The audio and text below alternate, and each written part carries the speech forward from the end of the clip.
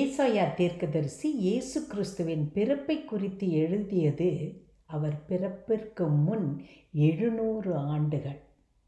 ஏசாயா 6வது அதிகாரம் 9வது வசனம்.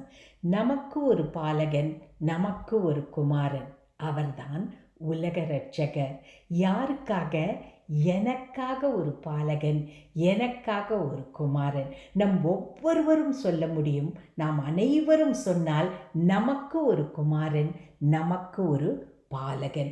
பிறந்த பாலகன் மனித குமாரன், முழுமையான மனிதன்.